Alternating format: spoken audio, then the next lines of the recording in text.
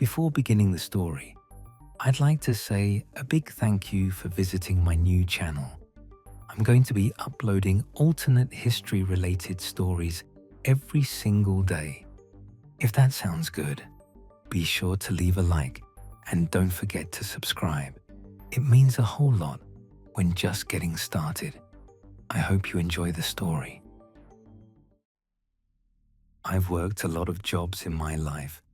Gas station attendant, warehouse picker, night security at a self-storage place where nothing ever happened. But for the last 2 years, I've been a document disposal technician for a company called Keen Disposal Services. Fancy title for a simple job.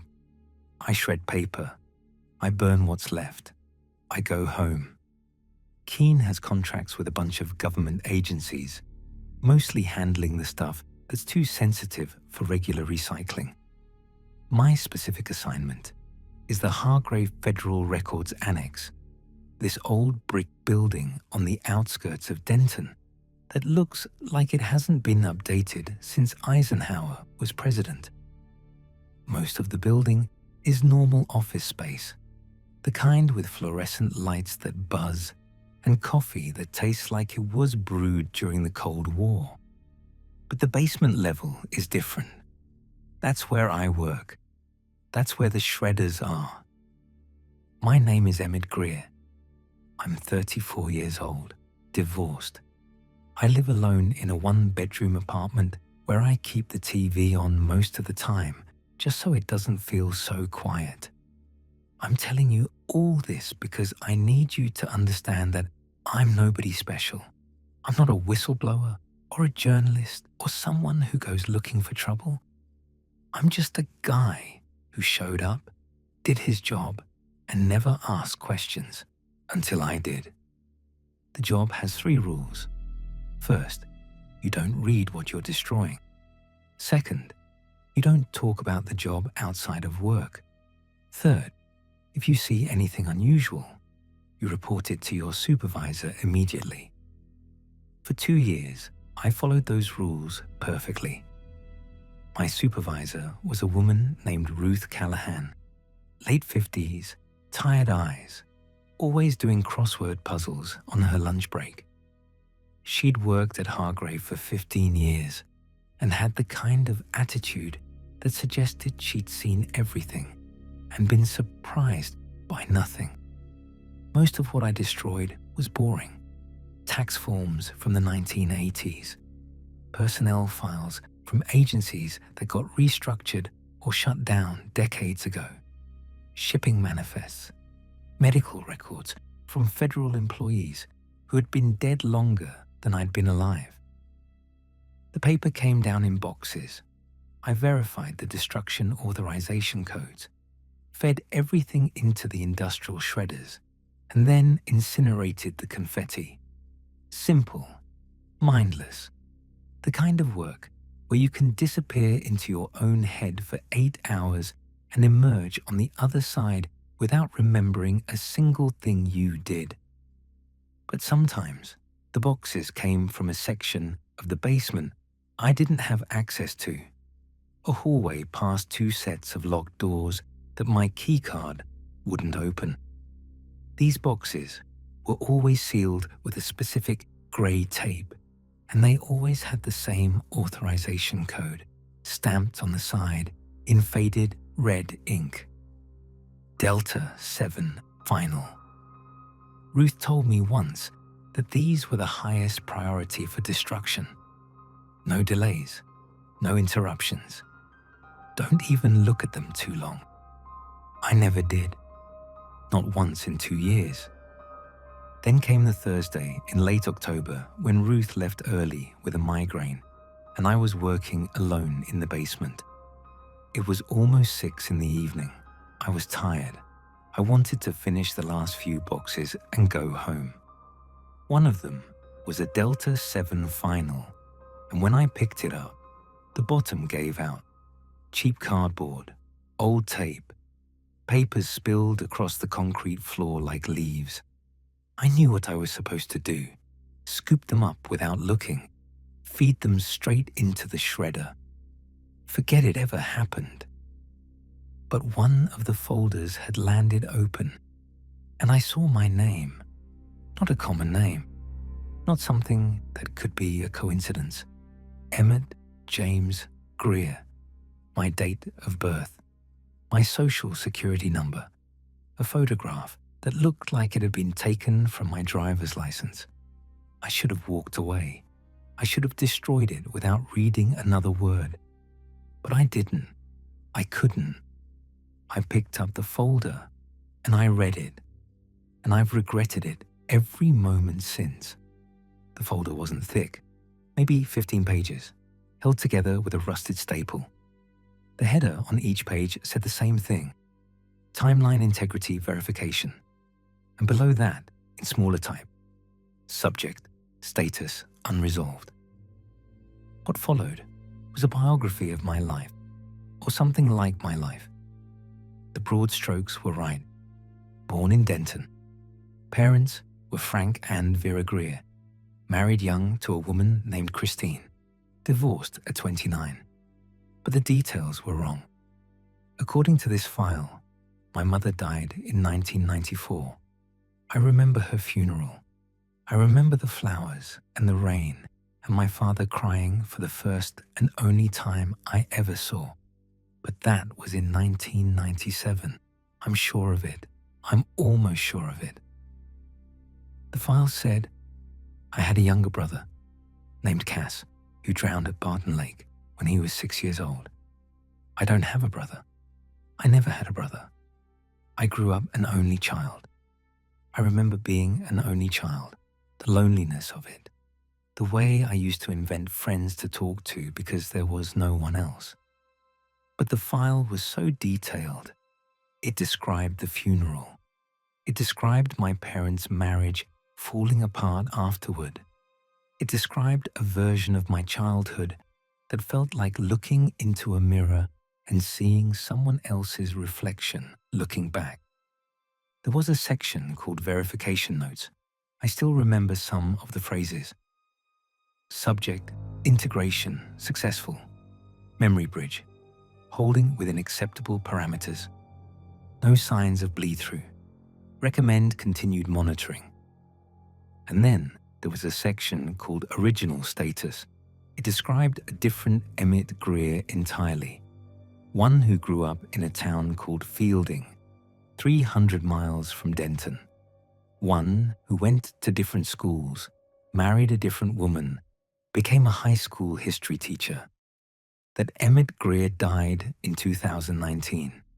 Heart attack, 41 years old, survived by no one.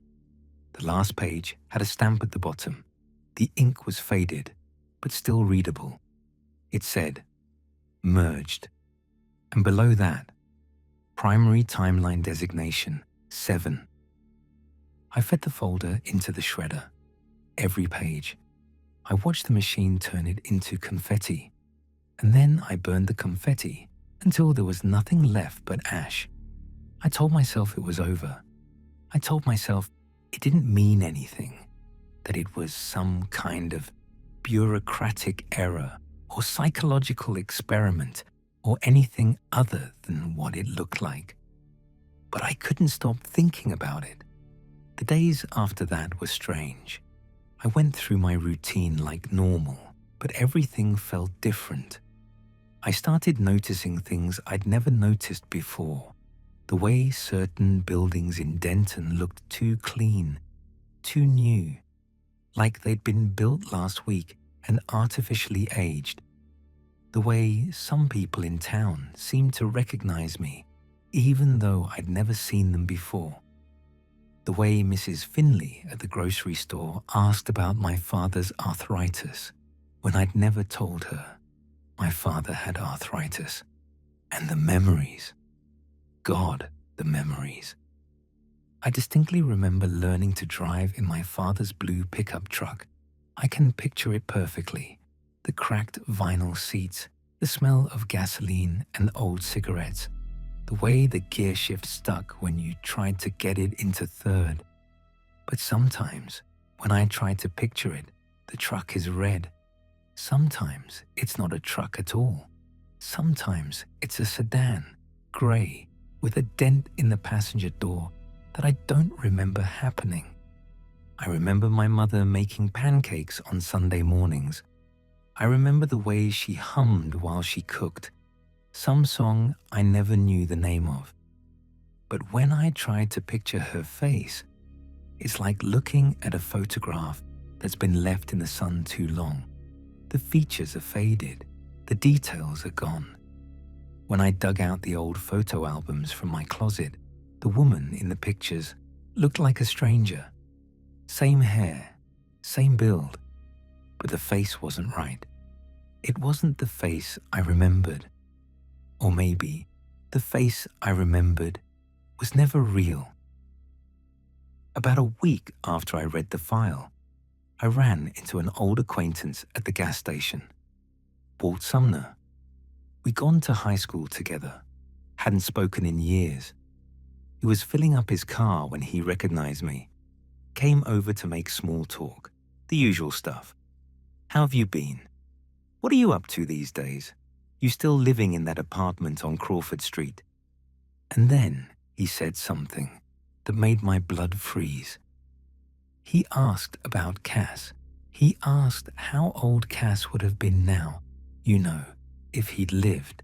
He said it casually, like it was common knowledge, like everyone in Denton remembered my little brother who drowned at the lake in 1989.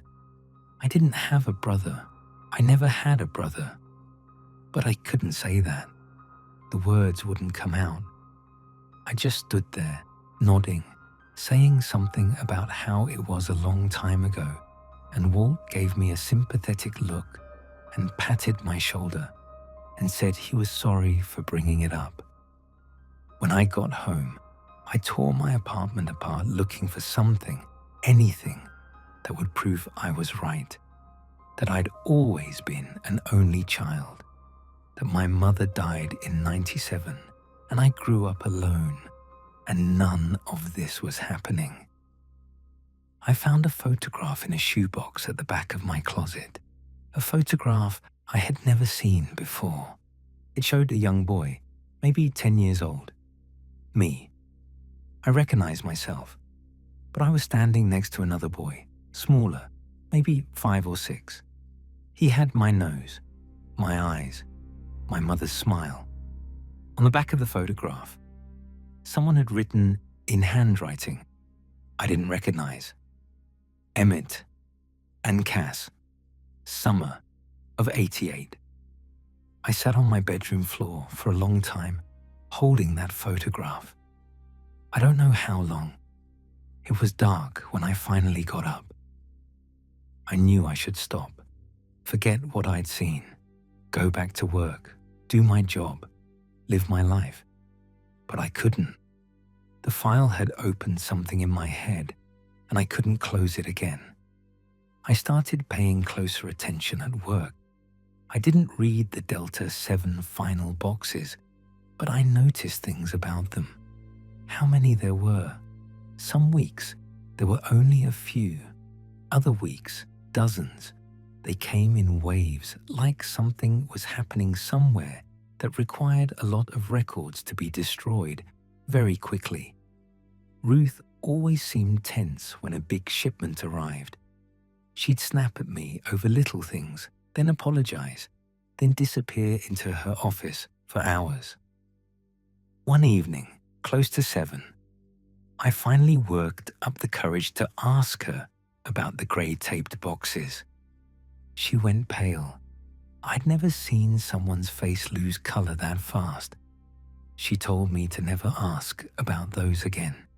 Her voice was shaking. She said some things were better left alone, that I had a good job and a quiet life, and I should be grateful for both. But then she paused at the door. She looked at me with something that might have been pity or might have been fear. And she said something I'll never forget. She said that I wasn't supposed to remember, that if I was remembering, I needed to tell someone, that there were people who could help. I asked her what she meant. She just shook her head and left. Ruth didn't come to work the next day, or the day after that. When I asked my supervisor at Keene about her, a man named Douglas, who I'd only met twice, he gave me a strange look. He said Ruth had retired, moved to Florida. He said it like it was obvious, like I should have known. I told him I'd just spoken to her 2 days ago, that she'd been right here in this building, warning me about the boxes. Douglas looked at me for a long moment. His face was careful, neutral, the kind of expression you practice in a mirror. Then he said that Ruth Callahan had retired 3 years ago, that she'd been collecting her pension down in Tampa ever since, that I must be confused, maybe thinking of someone else. I wasn't confused. I knew what I'd seen, who I'd talked to. But arguing wouldn't help. I could see that in his eyes. So I nodded and said I must have been mistaken and went back to work. That night, I did something I knew I shouldn't do. I went into the basement storage room after everyone else had left. I found a Delta 7 final box that hadn't been processed yet. I opened it. Inside were hundreds of folders, all different names.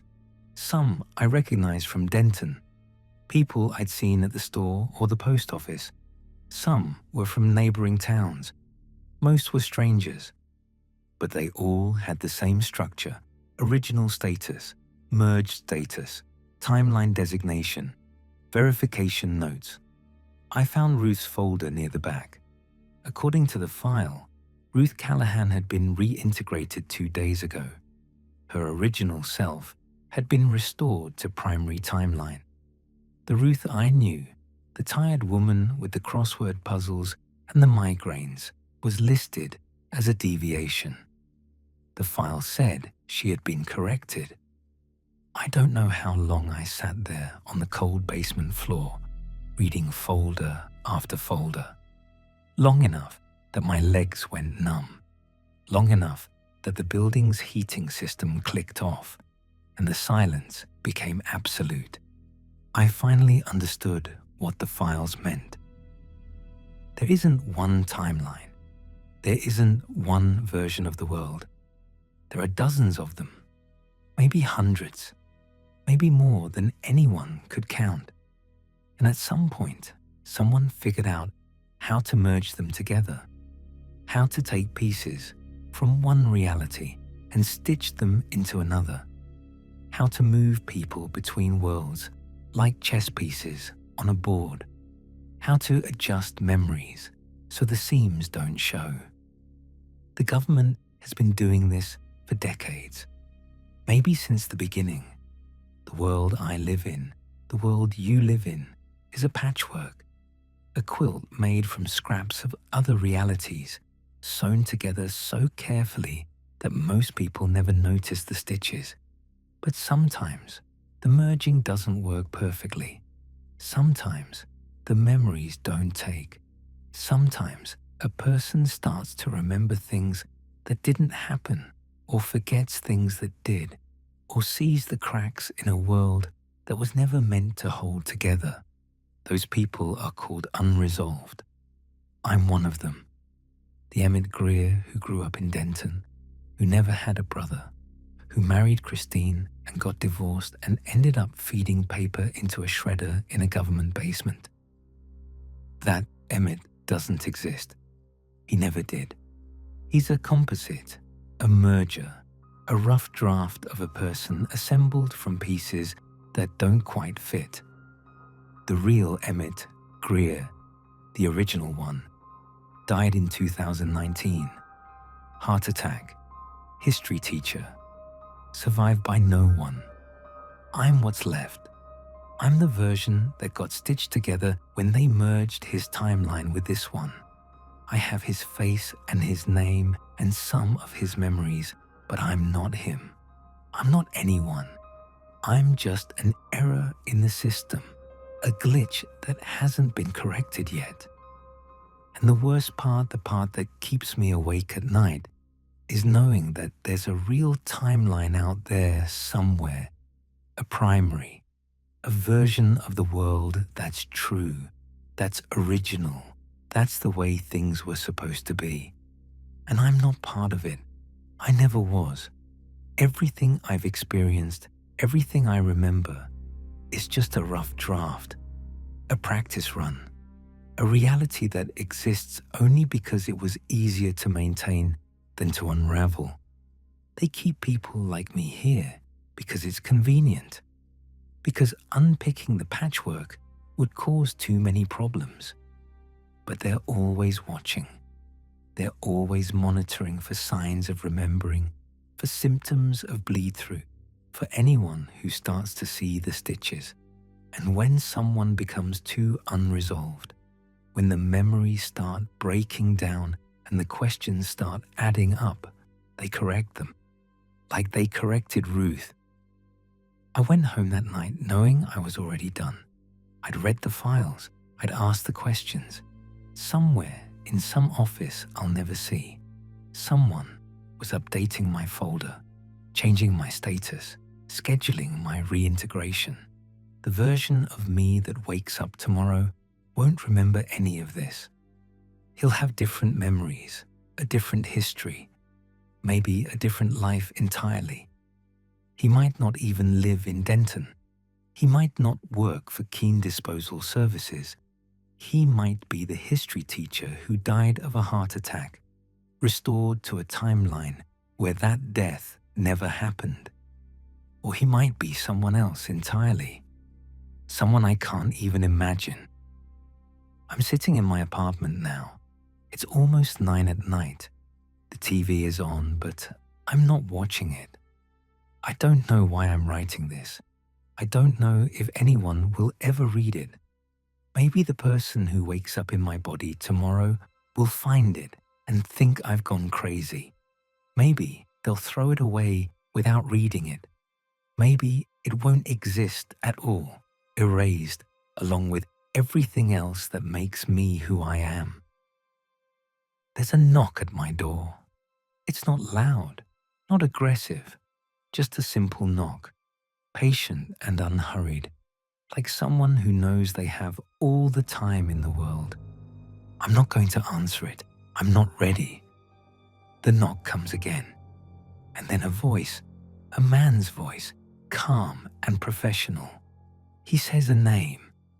Not Emmett, something else, something I don't recognize, but it feels familiar, like a word from a song I used to know, like a name I used to answer to before I became this person, before I was merged and stitched and filed away in a box with grey tape. I'm walking toward the door now. I don't know why. My legs are moving without my permission, like some part of me has already made the decision. The government knows which timeline is the real one. I just wish I knew which one I came from.